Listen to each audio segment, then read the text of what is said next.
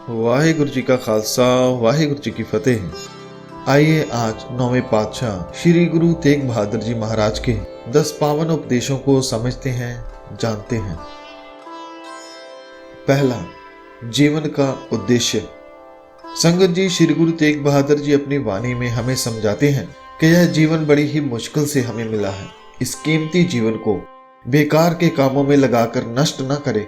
गुरु साहब फरमाते हैं कि गौड़ी महला 9वां, साधो गोविंद के गुण गावो, मानस जन्म अमोलक पायो, बिरथा काहे गवावो रहाओ। गुरु साहब वचन करते हैं कि साधो यानी है मन को साधने वाले इंसान, उस गोविंद परमात्मा के गुणों को गाओ, उसका सिमरन करो और इस जीवन को सफल करो। यह जीवन बहुत ही अमूल्य है, इसे बेकार में मत गवाओ। आशावादी बने। गुरु साहब हमें आशावादी बनाते हैं, हमें समझाते हैं कि हम चाहे कितने भी बुरे क्यों ना हो, जब रब पे हम यकीन करने वाले हो जाते हैं, हर पाप नाश हो जाता है। गुरु साहब वचन करते हैं कि अजामल पापी जग जाने, निवख माह निस्तारा। पुरातन कथाओं में अजामल का जिक्र है कि वह बहुत ही पापी था, मगर जब उसने परमात्मा को याद किया तो उसका एक पल में ही बेड़ा पार हो गया। गुरु साहब उदाहरण देकर हमें समझाते हैं कि अगर हम एक रब से जुड़ जाएं तो हमारा पुराना जीवन खत्म हो जाता है और एक नए जीवन की शुरुआत होती है, एक नई सोच की आगाज होती है। हम पापी से पवित्र बन जाते हैं, हम शत्रु से मित्र बन जाते हैं। रब कहां बसता है? संगत जी, अगर आप गुरु पाशाह जी से पूछें कि वह सर्वशक्तिमान रब परमात्मा कहां बसता है, तो गुरु जी इसका बहुत ही सरल जवाब देते हैं कि पुहप मैह ज्यों बास बसत है, मुकर माह जैसे छाई, तैसे ही हर बसे निरंतर, घट ही खोजो भाई। फूल में सुगंधी रहती है और जैसे शीशे में देखने वाले का अपना प्रतिबिंब, अपना अक्स रहता है, वैसे ही भगवान तेरे हृदय में निवास करता है। इसलिए उसे अपने अंदर तलाश करो, खुद में, अपने हृदय में खोजो, वह वहीं रहता है, वहीं मिलेगा। मौत एक अटल सच्चाई है।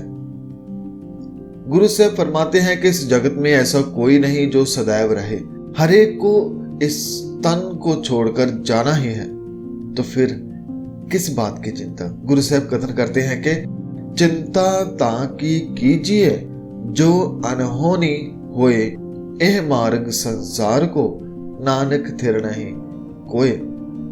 गुरु साहब फरमाते हैं कि हे भाई, चिंता तो उस बात की हो जो घटने वाली नहीं है, मौत तो सब पर आनी है।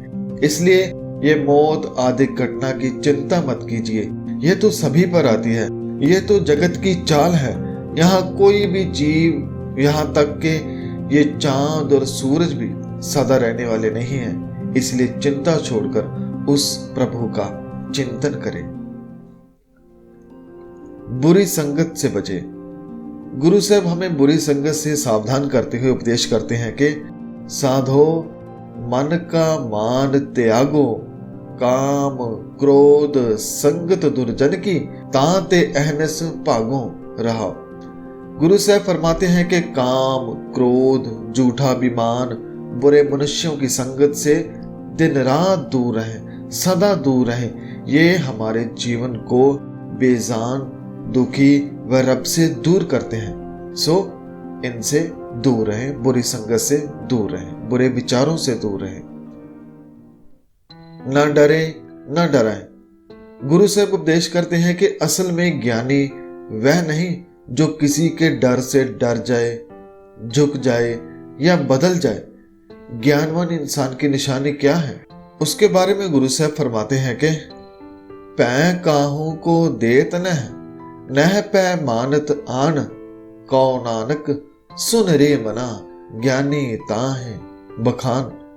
अर्थात कि असल में ज्ञानवान या खुद को जानने वाला वही है जो किसी से सच कहने से डरे ना, और ना ही किसी को अपनी विद्या से, धन से या छल से या बल से डराए ना।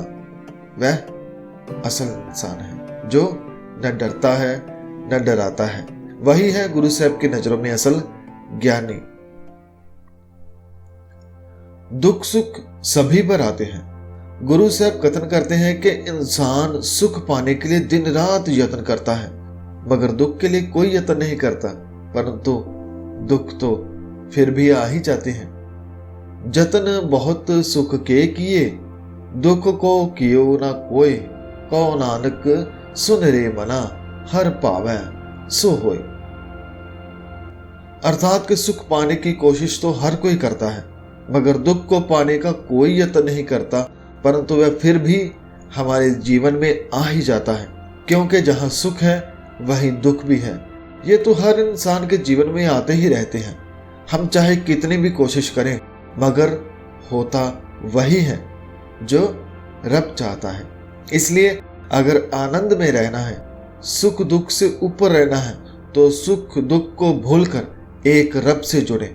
फिर ना सुख हमें पागल कर पाएगा और ना दुख हमें दुखी कर पाएगा। इसलिए सुख दुख से ऊपर उठे और उस मालिक से जुड़े।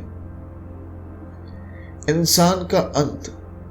गुरु से फरमाते हैं कि 5 तत्व को तन रचेओ, जानो चतुर सुजान, जहते उपजेओ नानका, लीन ताहे मैं मान। इंसान का अंत कैसे होता है, इसे हर इंसान जानने की कोशिश करता है। गुरु साहब फरमाते हैं कि इंसान 5 तत्व का बना है, और जब इसका अंत आता है तो वह फिर से उन्हीं 5 तत्वों में विलीन हो जाता है। हवा हवा में मिल जाती है, मिट्टी मिट्टी में मिल जाती है, पानी पानी में। गुरु साहब समझाते हैं कि ये शरीर का मान मत कर, ये तो यहाँ से आया है, वहीं वापस चला जाता है, उसी में विलीन हो जाता है।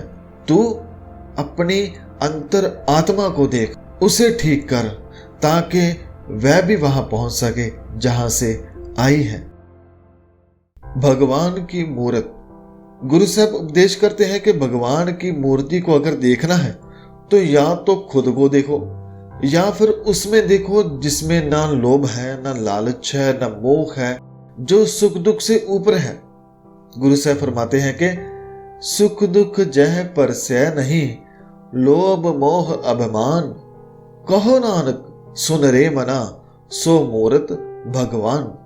अर्थात जिसे सुख दुख, लोभ मोह अभिमान आदि विकार छू तक न सके, जो इन सब से ऊपर हो, हे नानक ये बात मेरी सच जान कि वही भगवान की मूरत है। गुरु का ज्ञान। गुरु साहब उपदेश करते हैं कि एक गुरु ही है जो हमें अपने भीतर, हमारे अपने अंदर देखना सिखाता है। वही समझाता है कि जो रब तेरे अंदर है वही सबके अंदर है। बाहर भीतर एक को जानो, यह गुरु ज्ञान बताए।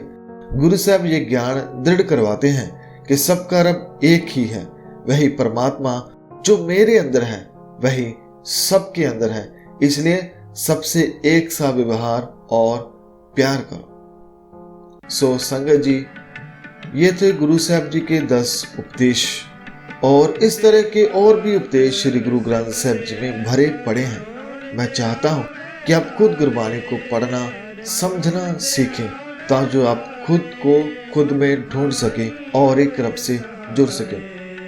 अंत में मैं आप सभी का धन्यवाद करता हूं, और सबसे ज्यादा धन्यवाद मैं साहिब श्री गुरु ग्रंथ साहब जी का करता हूं, जिन्होंने अपनी सेवा खुद ही हमसे करवा ली और ये इस ज्ञान को मुझे बांटने का अवसर दिया। सो आप सभी का धन्यवाद। वाहिगुरु जी का खालसा, वाहिगुरु जी की फतेह।